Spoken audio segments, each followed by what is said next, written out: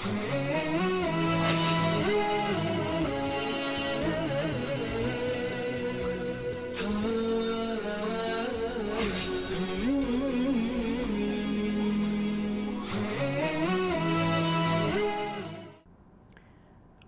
علیکم ورحمۃ اللہ وبرکاتہ۔ نحمدہ ونصلی علی رسولہ الکریم، اما بعد فاعوذ باللہ من الشیطان الرجیم، بسم اللہ الرحمن الرحیم۔ سامعین کرام،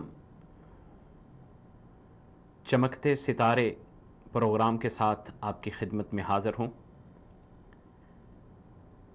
جیسا کہ یہ رمضان المبارک کا پروگرام آپ کی خدمت میں لے کر حاضر ہو رہا ہوں، آج ہم گفتگو کریں گے خلیفہ چہارم سیدنا حضرت علی بن طالب رضی اللہ تعالیٰ عنہ کی زندگی پر۔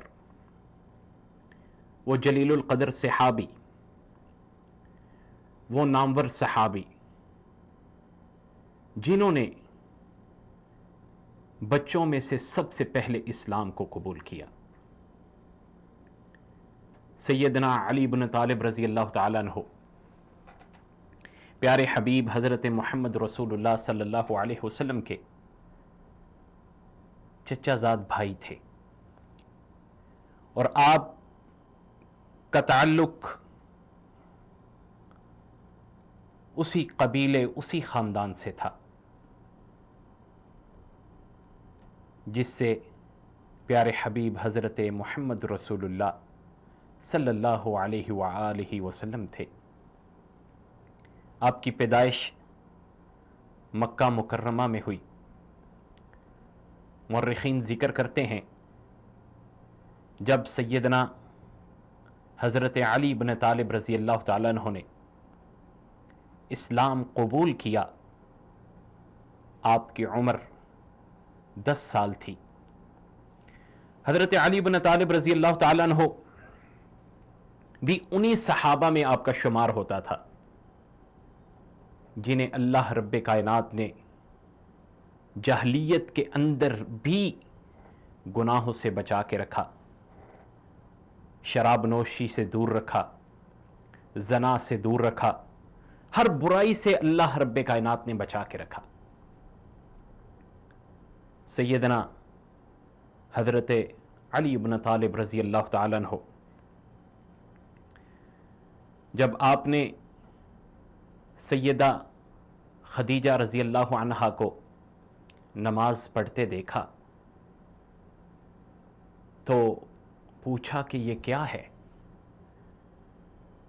سیدہ خدیجہ رضی اللہ تعالیٰ عنہا نے حضرت علی رضی اللہ تعالیٰ عنہ کو اسلام کے بارے میں درس دیا، پیغام دیا، دین حق کا سمجھایا۔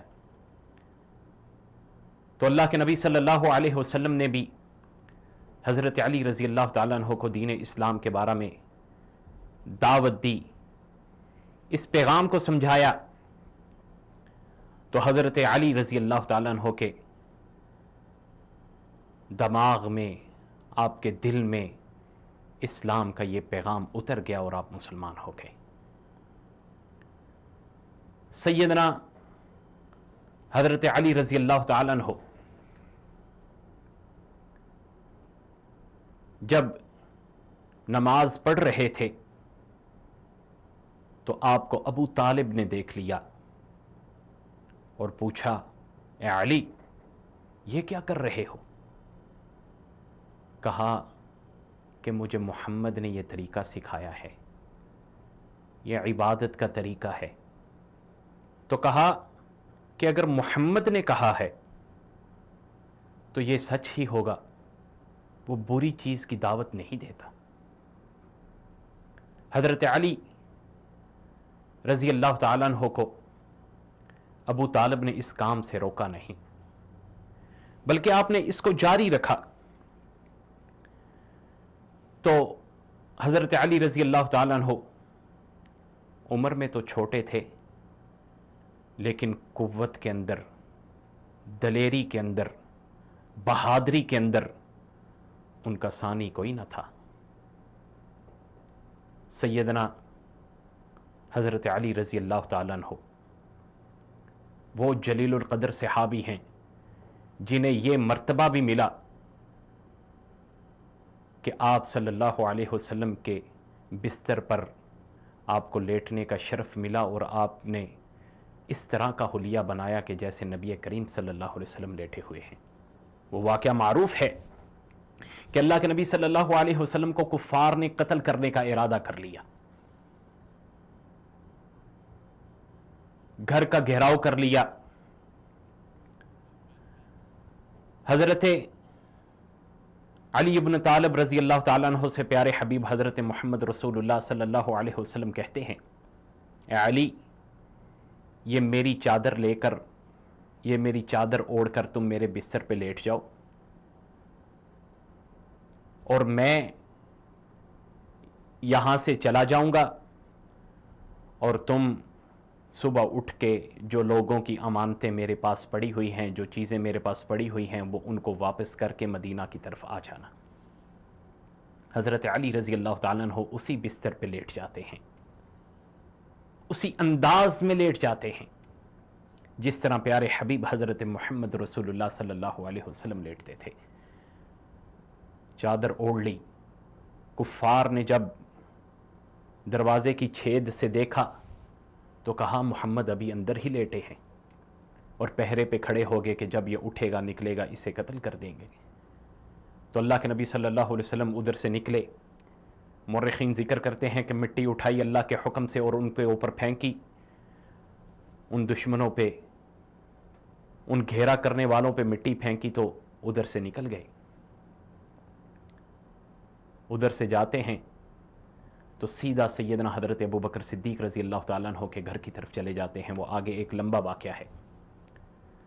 تو حضرت علی ابن طالب رضی اللہ تعالیٰ عنہ صبح جب بستر سے اٹھتے ہیں تو کفار کی نظر پڑتی ہے یہ تو محمد نہیں ہے۔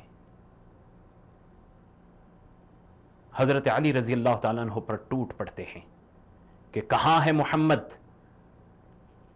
تو کہا مجھے تو نہیں پتا کہ وہ اس وقت کہاں ہیں۔